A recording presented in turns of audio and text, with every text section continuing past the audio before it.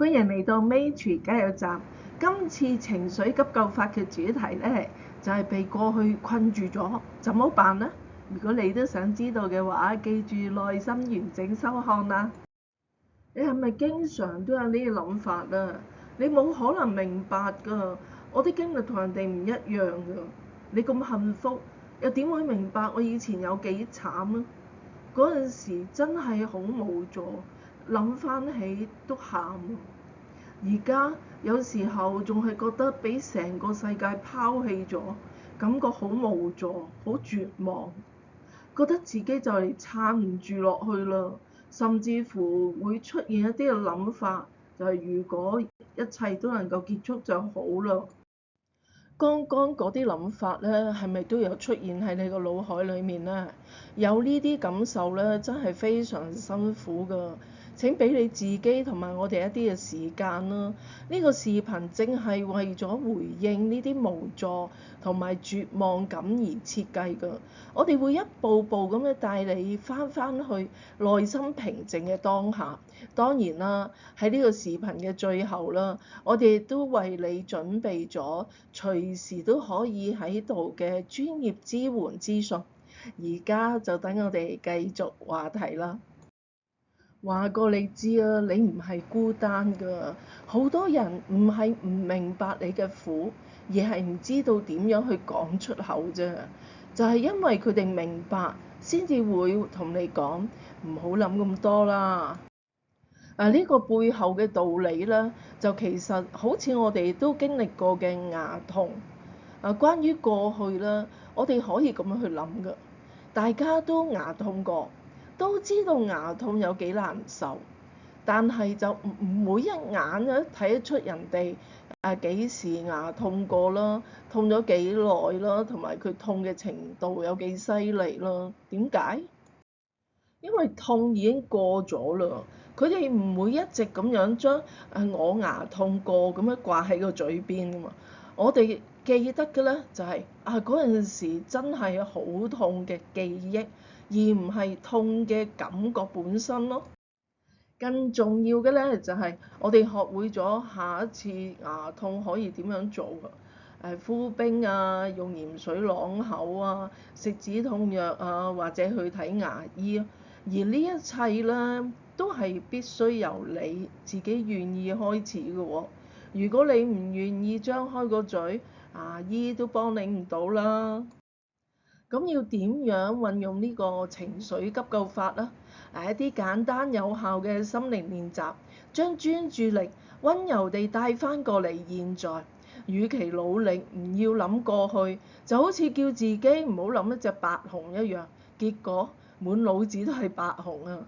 我哋可以練習溫柔地將注意力咧放返喺此時此刻嘅美好小事上邊。人總會有開心嘅時候嘅，只係我哋經常用放大鏡去睇一啲唔開心嘅事，將本來少少嘅唔開心啦，放大到好似世界都變咗灰暗咁樣，結果就忘記咗嗰啲原本存在嘅快樂。而家啦，就等我哋一齊一點一滴咁樣將被我哋忽略咗嘅快樂揾返嚟啊！練習開始啦，從朝早瞓醒到夜晚瞓覺嘅安心旅程。早上啦，俾自己一個溫暖嘅開始。每日嘅起床啦，就欣賞一下鏡中嘅自己，俾自己一個燦爛嘅笑容。喺刷牙嘅時候咧，就用口腔感受下清水朗口嘅清涼。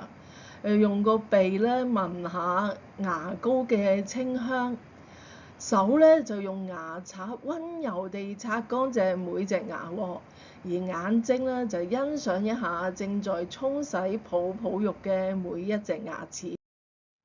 喺洗面嘅時候啦，用眼睛欣賞洗面乳同水融合生成嘅泡沫，同埋回復清爽嘅肌膚。手咧就感受一下水嘅清涼啦，再將泡沫溫柔地抹喺面上。鼻咧就聞下洗面乳嘅清香啦。面部肌肉咧就享受泡沫塗喺面上嘅溫柔，感受一下用水沖走泡沫嘅力量同埋清涼。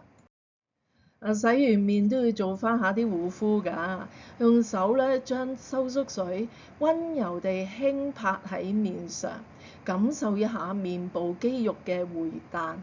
眼咧就欣賞下乳霜慢慢咁樣滲入肌膚，從乾燥逐漸變得滋潤細膩嘅過程。鼻咧聞下啲乳霜嘅清香。喺出門前試下同屋企人或者自己講翻句真心欣賞嘅説話啊！欣賞自己今日著嘅一身衣服，喺心裏邊稱讚下自己一句真係配搭得好啦！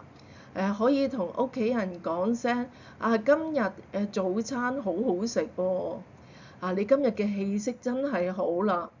呢件衫好適合你喎！就算有啲唔好意思，從一句簡單嘅稱讚開始啊，亦都會令到你同埋對方嘅面上邊都會一齊亮起溫暖嘅微笑嘅喎。亦都可以選擇對你嚟講最自然、最舒服嘅方式開始。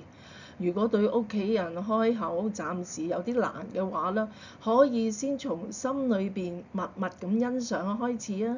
亦都可以對你遇到嘅鄰居、同事，甚至係小區裏邊嘅保安微笑一下都得㗎喎。關鍵就係開始練習發現美好，形式可以完全由你決定㗎。到出門發掘下身邊嘅小美好啊！睇下路旁嘅樹，喺心裏邊讚嘆下樹你生長得真係茂盛啦！見到乾淨嘅街道，可以喺心裏邊諗下清道夫，感恩有你，辛苦晒啦！呢啲小小嘅欣賞，就好似心靈上灑下咗溫暖嘅陽光一樣。食飯要好好咁照顧自己，用眼睛去欣賞台面每一道菜嘅色彩，用口專注於每一次咀嚼，讓味蕾細細咁探索食物嘅本味。雙耳就靜聽食物被咬碎時細微嘅聲響。心就以輕鬆感恩同埋愉悅嘅心情去體驗呢一餐喎。呢個唔單止係食飯，更加係一場專屬於你嘅感官療愈。食完飯梗係要洗碗㗎啦。洗碗嘅時候就讓水流帶走你嘅煩惱啊。眼睛觀察清潔劑嘅泡沫生成同埋幻滅，見證碗筷由污糟到清潔嘅過程。手感受下抹布嘅柔軟同埋水流嘅清涼，溫柔地抹過碗筷嘅每一處。雙耳聽下水流同埋碗筷碰撞嘅清脆樂章。鼻聞下清潔劑帶嚟嘅清新氣味。個心就將洗碗視為一種照顧，就好似呵護嬰兒一樣啦，帶住喜悅同埋耐心，恢復佢哋嘅本來面貌。夠鐘瞓覺咯喎！喺瞓覺之前要幫大腦熄機啦。